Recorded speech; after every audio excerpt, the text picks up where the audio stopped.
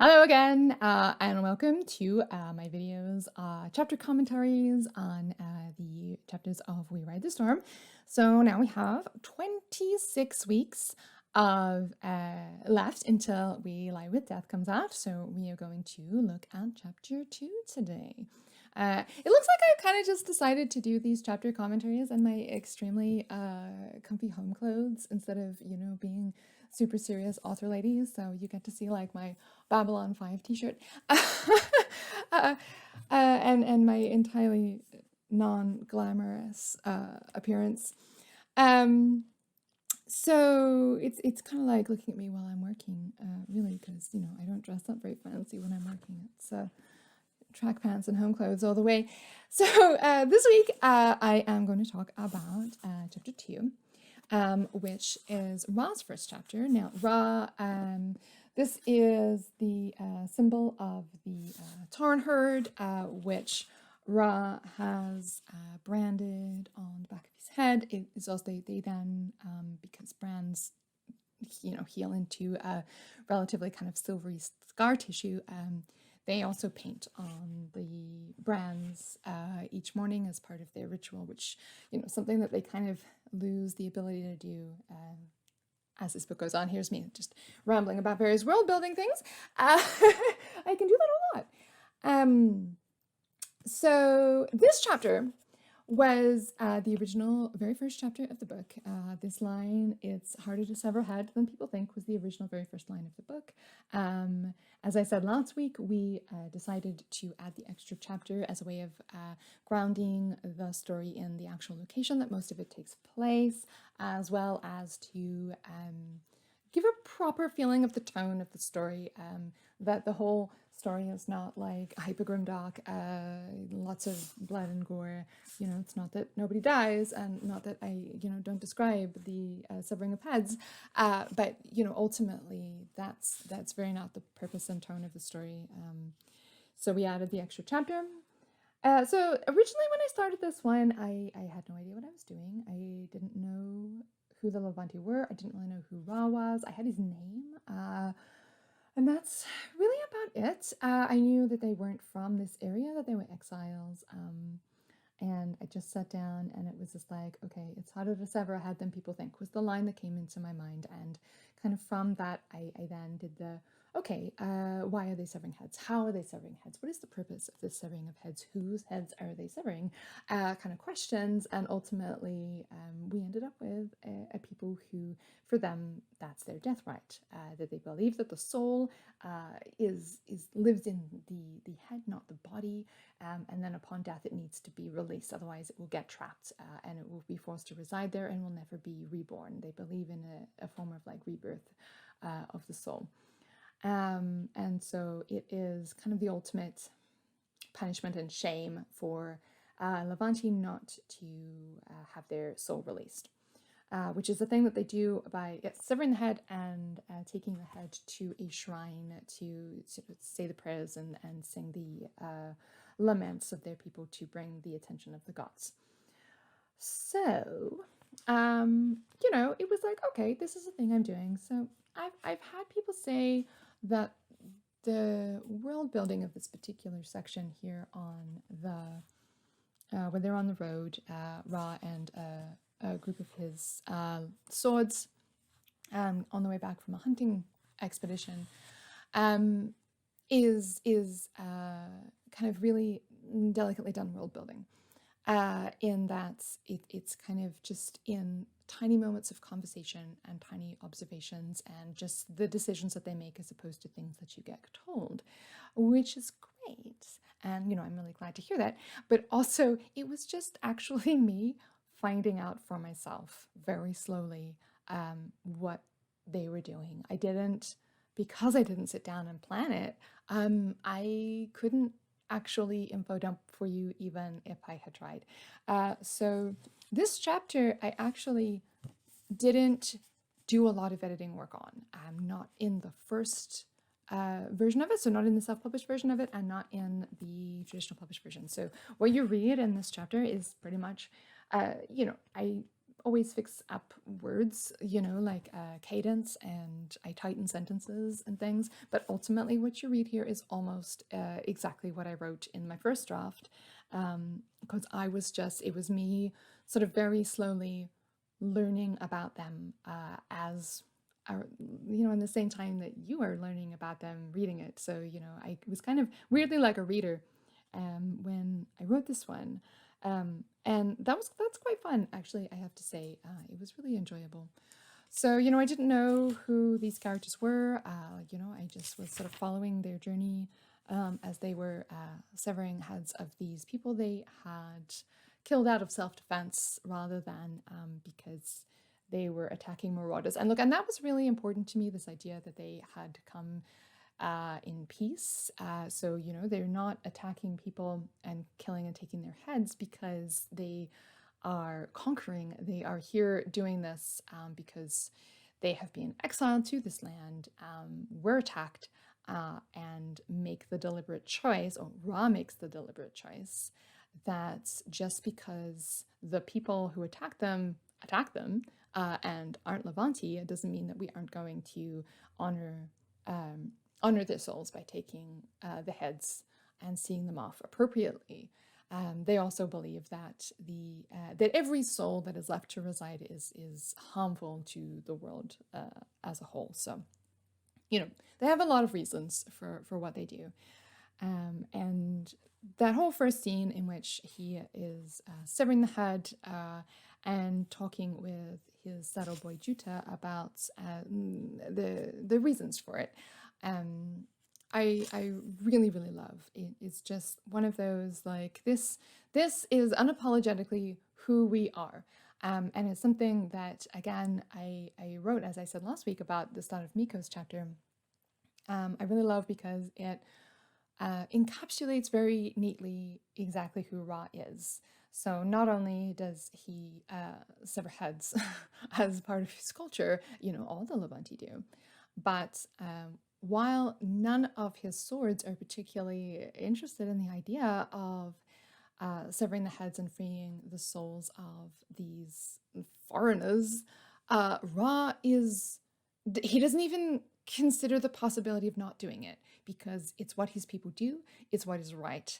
And that is very much the exact full encapsulation of Ra's character for the first book, especially. This idea that he makes his choices very hardline down the idea of what his people would do, what is right for his people, what is right based on the tenets of his people. So that, I found, was a really great introduction to who he is as a person.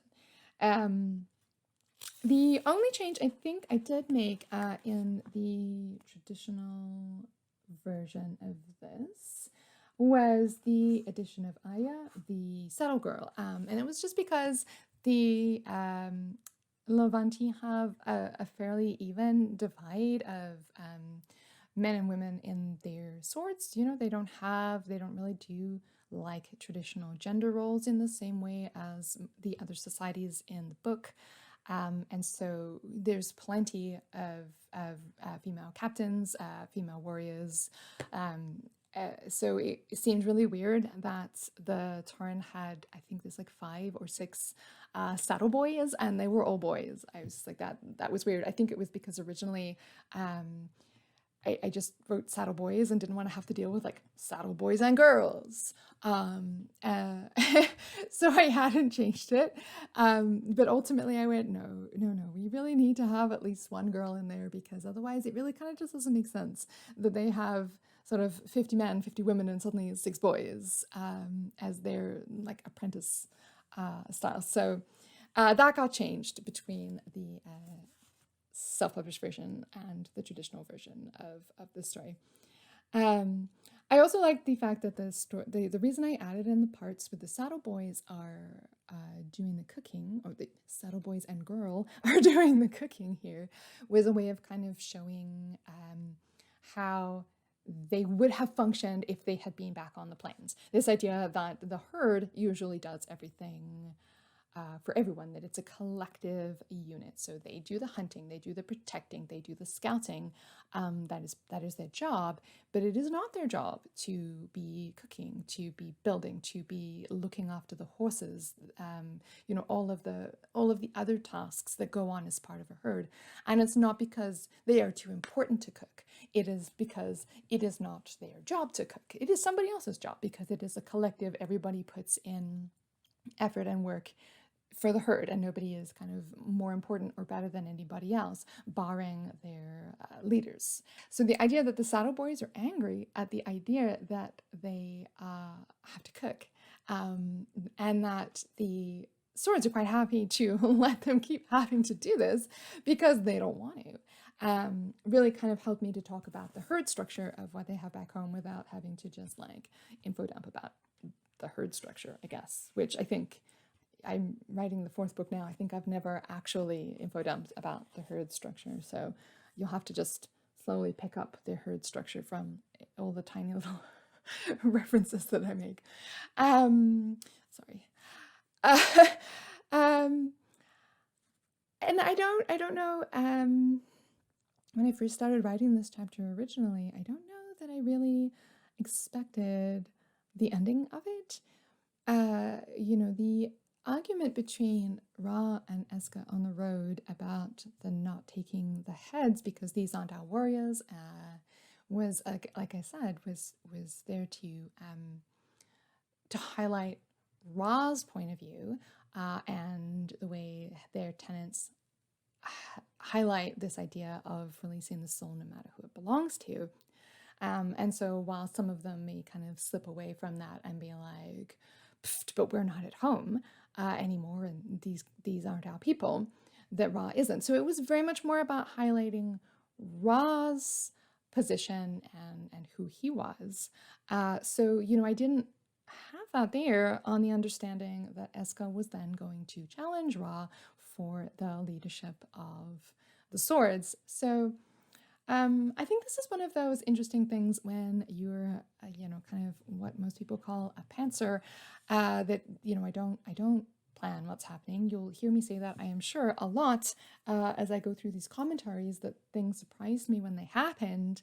And this challenge between Eska and Ra was one of those.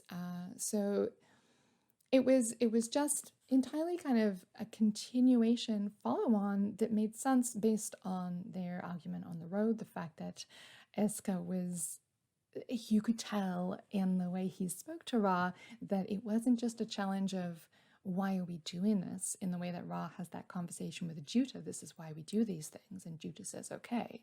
Eska's is very much, we shouldn't be doing this. Ra says we should, and Eska is like, no. And so it really just made sense that ultimately Eska just challenges him and just kind of gets really over it. They were always friends. I never changed that. It was always just a dynamic that they had. I probably chose that to be the case because I'm mean and I like to wring the maximum amount of suffering out of any situation that I possibly can. And so if Ra was going to have to kill someone in a challenge in the first chapter, it sure wasn't going to be someone he didn't know.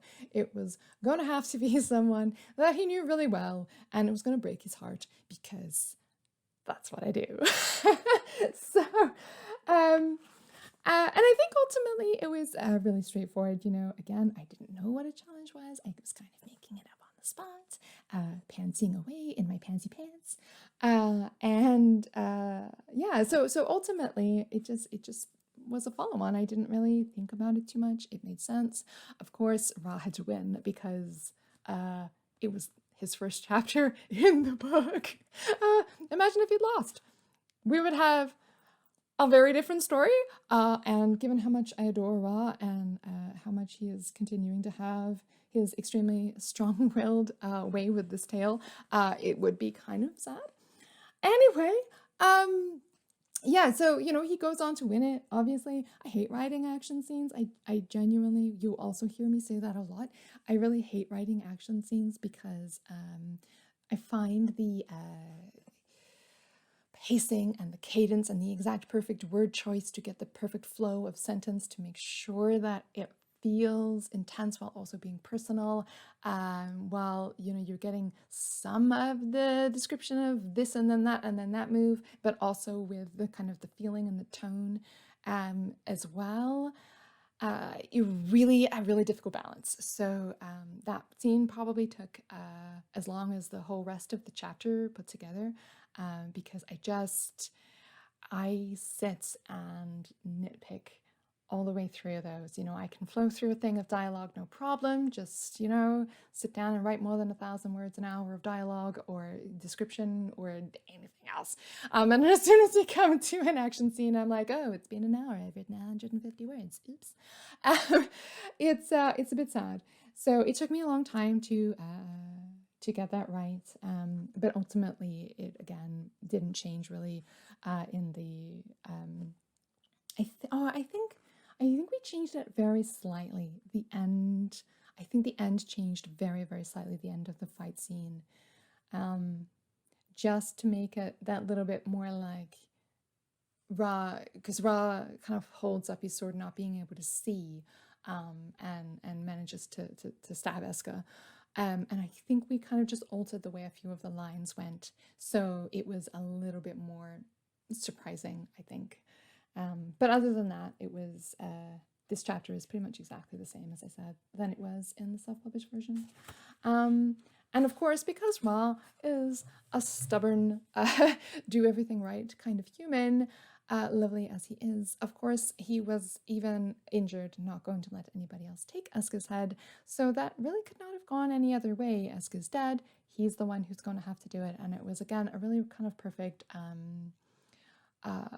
thing to end on, this again reiteration of exactly what Ra's character is. Not only that he believes so much in his the tenets of his people and having to kind of stand up for his decisions, that he will go into a challenge that ultimately ends up killing a friend of his, but he will then, while desperately injured and miserable, instead of letting another one of his swords take Eska's head to be released, he has to do it. So ultimately, that whole chapter is in the same way that Miko's first chapter is, was constructed in such a way that you pretty much just get hardcore Ra on the page. You leave that chapter in no uncertain terms aware of exactly the kind of character that Ra is and is going to continue to be.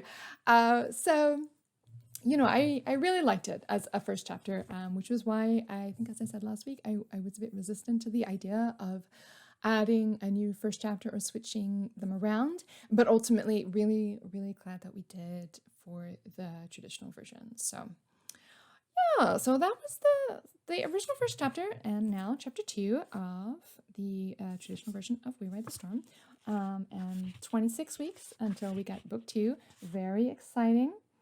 And in the meantime, I think that's it. And we will see you next week. I will see you next week to discuss chapter 3, which is our first foray into